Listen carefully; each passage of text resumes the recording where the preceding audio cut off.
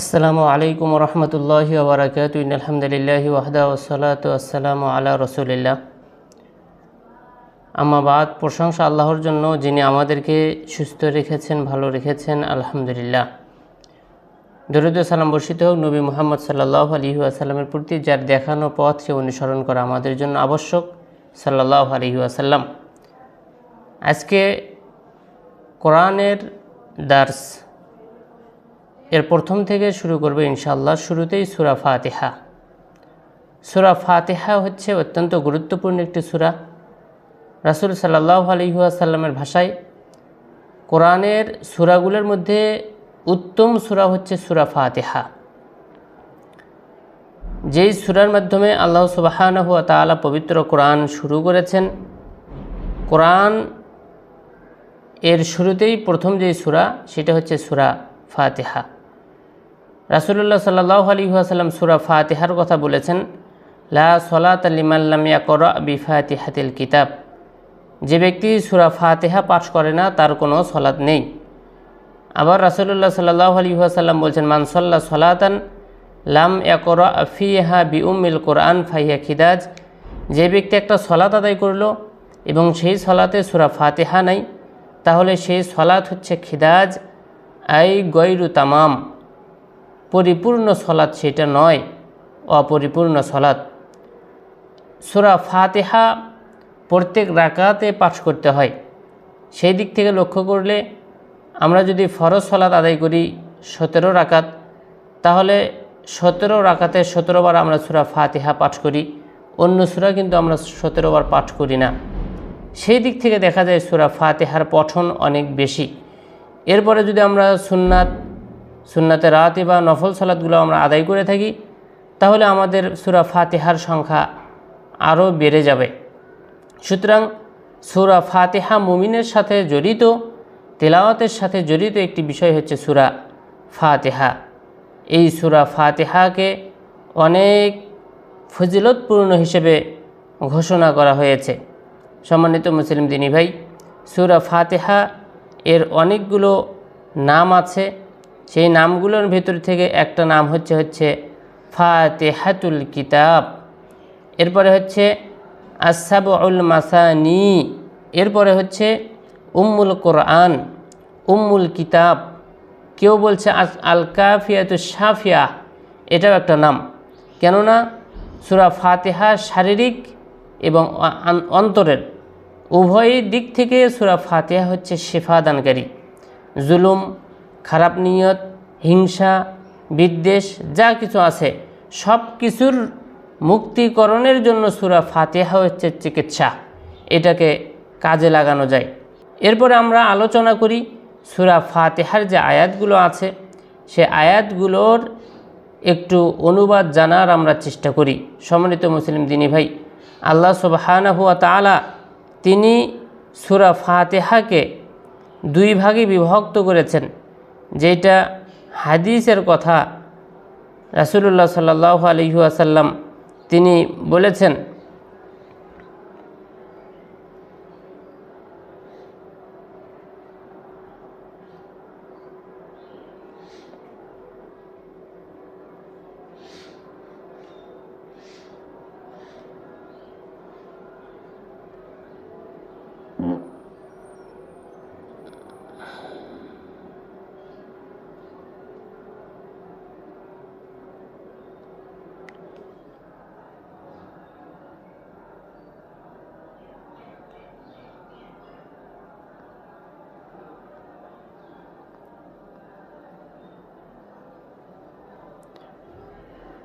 রাসূলুল্লাহ সাল্লাল্লাহু আলাইহি ওয়াসাল্লাম হাদিসে কুদসি, যেটা সহিহ মুসলিম কিতাবুস সলাতের 598 নম্বর হাদিস, ইয়াকুলুল্লাহু আযজা ওয়া জাল, আল্লাহ সুবহানাহু ওয়া তাআলা বলেন, কসসামতু সলাতা বাইনি ওয়া বাইনা আবদি, যে সলাতকে আমি এবং আমার বান্দার মাঝে বিভক্ত করেছি নিসফাইন, 2টা ভাগে। 2 ভাগে সলাতকে বিভক্ত করেছি, একটা আমার, আরেকটা হচ্ছে আমার বান্দার। এই সলাতের কথা বলে তিনি সূরা ফাতিহার কথা উল্লেখ করছেন। তিনি বলছেন, ফাইদা ক্বাল আল আবদু আলহামদুলিল্লাহি রাব্বিল আলামিন, সমস্ত প্রশংসা আল্লাহর জন্য, এই কথা যখন কোনো বান্দা বলে, ক্বাল আল্লাহু সুবহানাহু ওয়া তাআলা, আল্লাহ তাআলা তখন বলেন, হামিদানি আবদি, আমার বান্দা আমার প্রশংসা করেছে। ওয়াইদা ক্বাল আল আবদু, বান্দা যখন বলে আর রহমানির রহিম, যে প্রশংসা, সমস্ত প্রশংসা আল্লাহর জন্য, এরপরে আর রহমানির রহিম, যিনি দয়ালু, যিনি করুণাময়। ক্বাল আল্লাহু আযজা ওয়া জাল্লা, আল্লাহ তাআলা তখন বলেন, আসনা আলাইয়া আবদি, আমার বান্দা আমার প্রশংসা করেছেন, গুণকীর্তন করেছেন। ওয়াইদা ক্বাল আল আবদু, বান্দা যখন বলে মালিক ইয়াউমিদ্দিন, আল্লাহ তিনি হচ্ছেন বিচার দিবসের মালিক, প্রতিদান দিবসের মালিক। ক্বাল আল্লাহু আযজা ওয়া জাল্লা, আল্লাহ তাআলা তখন বলেন, মাজ্জাদানি আবদি, আমার বান্দা আমার বরত্ব ঘোষণা করেছে। ফাইদা ক্বাল আল আবদ, বান্দা যখন বলে ইয়্যাকা না'বুদু ওয়া ইয়্যাকা নাস্তাঈন, একমাত্র আপনারই আমরা ইবাদত করি, আপনার কাছেই আমরা সাহায্য চাই, তখন আল্লাহ সুবহানাহু ওয়া তাআলা বলেন, হাযা বাইনি ওয়া বাইনা আবদি, এইটা আমার এবং আমার বান্দা উভয়ের জন্য এইটা। তাহলে পূর্বে যেটা গেল আলহামদুলিল্লাহি রাব্বিল আলামিন, সেখানে আপনার কোনো চাওয়া নেই, সম্পূর্ণটা আল্লাহ তাআলার গুণকীর্তন করতেছেন। আর রহমানুর রহিম, এটাও আপনার কিছুই নয়। মালিক ইয়াউমিদ্দিন, এটাও সম্পূর্ণ আল্লাহর জন্যই কথা। ইয়্যাকা না'বুদু ওয়া ইয়্যাকা নাস্তাঈন, এই জায়গাতে এসে এক অংশে আমরা আল্লাহর কাছে চাচ্ছি যে আমরা একমাত্র তোমারই ইবাদত করি, মানে এটা আল্লাহর কথা। ওয়া ইয়্যাকা নাস্তাঈন, একমাত্র আপনার কাছেই সাহায্য চাই। যখন আমরা সাহায্য চাই, আমরা যখন আল্লাহর কাছ থেকে সাহায্য পাবো, এটা আমাদের পাওয়া। তো ইয়্যাকা না'বুদু ওয়া ইয়্যাকা নাস্তাঈন, এই অংশটা, শুরুর অংশ আল্লাহর জন্য, পরের অংশ আমাদের জন্য। আর শুরুতে যে তিনটা আয়াত গেল, এই তিনটা শুধুমাত্র আল্লাহর জন্য। আমরা জানি সূরা ফাতিহার আয়াত হচ্ছে 7টা। কেউ কেউ বলছেন সূরা ফাতিহার আয়াত বিসমিল্লাহ সহ 7টা, কেউ কেউ বলছেন বিসমিল্লাহ ছাড়া 7টা। বিসমিল্লাহ ছাড়া 7টা, এটাই হচ্ছে সঠিক, যেহেতু আল্লাহ তাআলা আয়াত এখানে বিভক্ত করে দিয়েছেন। আর যদি আমরা বলি বিসমিল্লাহির রহমানির রহিম, ওইটা ধরলে আসলে আলহামদুলিল্লাহি রাব্বিল আলামিন আর রহমানির রহিম মালিক ইয়াউমিদ্দিন, এই পর্যন্ত 4টে আয়াত হয়, বিভক্ত তো মাঝামাঝিতে। ইয়্যাকা না'বুদু ওয়া ইয়্যাকা নাস্তাঈন, আল্লাহ বলতেছেন এইটা আমার এবং আমার বান্দার। ওয়ালি আবদি মা সাআলা, আমার বান্দার জন্য তাই রয়েছে যা সে চায়। এরপরে ইহদিনাস সিরাতাল মুস্তাকিম, আমরা আল্লাহ সুবহানাহু ওয়া তাআলার কাছে বলতেছি, আল্লাহ আমরা সিরাতাল মুস্তাকিম আমরা চাই। সিরাতাল মুস্তাকিম কি? সঠিক পথ, যেই দিক নির্দেশনা নিয়ে রাসূলুল্লাহ সাল্লাল্লাহু আলাইহি ওয়াসাল্লাম পৃথিবীতে এসেছিলেন, যেই কিতাবের মাধ্যমে, যেই কথার মাধ্যমে আল্লাহ সুবহানাহু ওয়া তাআলা রাসূলকে দুনিয়াতে পাঠাইছেন, সেই কথাকে ধারণ করা, সেইটাই হচ্ছে মুস্তাকিমের পথ। যেই পথের ওপরে ছিলেন রাসূলুল্লাহ সাল্লাল্লাহু আলাইহি ওয়াসাল্লাম, যেইটার ওপরে ছিলেন সাহাবায়ে কেরাম, যুগ যুগ ধরে সেই পথে যারা চলে আসছে, তারা ইহদিনাস সিরাতাল মুস্তাকিম, সিরাতুল মুস্তাকিমের পন্থায়, রাস্তায় তারা আছে। আমরা সেটা আল্লাহ সুবহানাহু ওয়া তাআলার কাছে চাচ্ছি, এটা আমরাই শুধু চাচ্ছি, এখানে আল্লাহর কিছু নেই। এরপরে সিরাতাল্লাযীনা আন'আমতা আলাইহিম, আবারও আমরা বলতেছি তাদের পথ আপনি আমাদেরকে দেখেন। আন'আমতা আলাইহিম, যাদের উপরে আপনি নিয়ামত দান করেছেন। কিসের নিয়ামত? হেদায়েতের নিয়ামত, ভালো কাজ করার নিয়ামত আপনি যাদেরকে দিয়েছেন, খারাপ কাজ থেকে বেঁচে থাকার নিয়ামত আপনি যাদেরকে দিয়েছেন, সঠিক পথে চলার নিয়ামত আপনি যাদেরকে দিয়েছেন, তাদের পথ আপনি আমাদেরকে দেখান। গায়রিল মাগযুবি আলাইহিম ওয়ালাদ-দাল্লিন, গায়রিল মাগযুব, অভিশপ্ত তাদের পথ নয়। অভিশপ্ত কারা? যারা হচ্ছে ইহুদি, যারা সঠিক জিনিসটা জানতো কিন্তু আমলে বাস্তবায়ন করতো না, যারা সঠিকটা জানতো কিন্তু আমল করার চেষ্টা করতো না, মানতো না।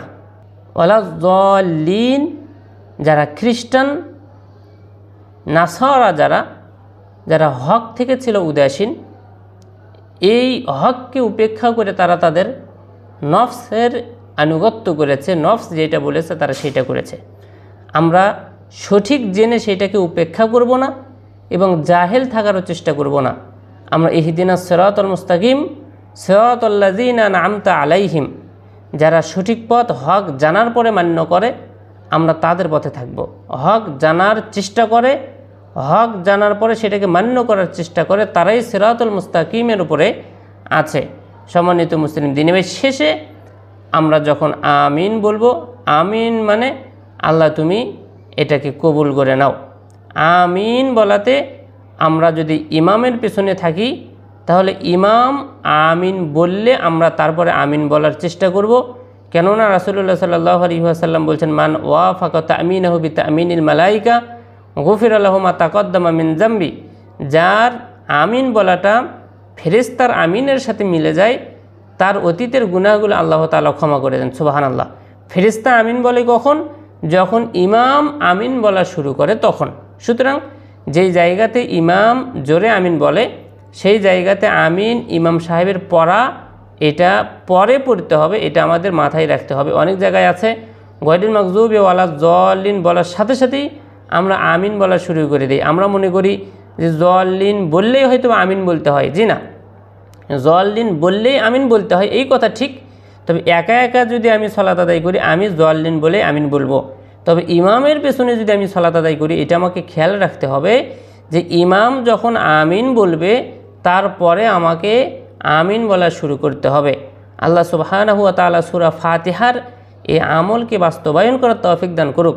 আল্লাহ সুবহানাহু ওয়া তাআলা তিনি কোরআনকে অনুধাবন করার জন্য নাজিল করেছেন।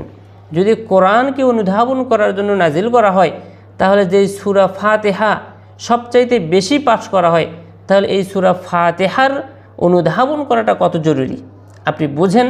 কিন্তু দুঃখজনক কথা হলেও সত্য যে সূরা ফাতিহার অনুধাবনই আমরা বুঝি না, কোরআনের অনুধাবন তো এটা অনেক পরের কথা।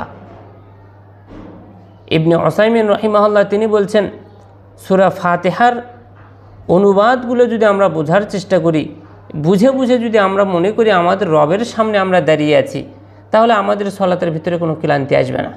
যদি মনে করি আমরা আমাদের রবের সামনে বসে আছি, বৈঠকে বসে আছি, তাহলে আমাদের বসে থাকাতে কোনো সমস্যা হবে না, এটা হওয়ার কথা নয়।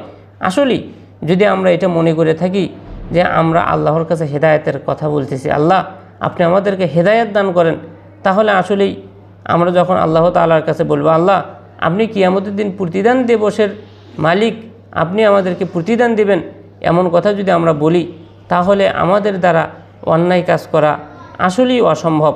যেমনটা মনে করেন আমরা বলে থাকি ইয়্যাকা না'বুদু ওয়া ইয়্যাকা নাস্তাঈন।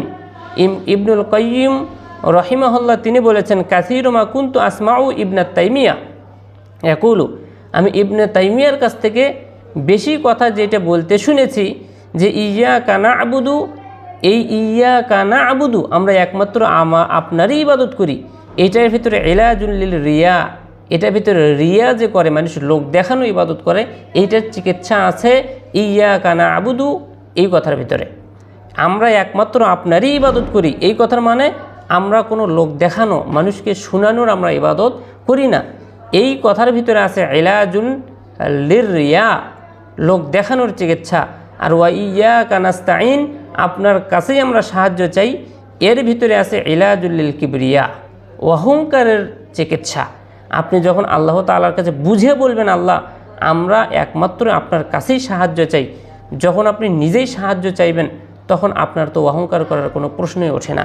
সুতরাং সূরা ফাতিহাকে আমরা বুঝে বুঝে মূল্যায়ন করার চেষ্টা করি এবং যথাযথ সালাতের ভিতরে বুঝে বুঝে আমরা আয়াতগুলোকে পাঠ করার চেষ্টা করি।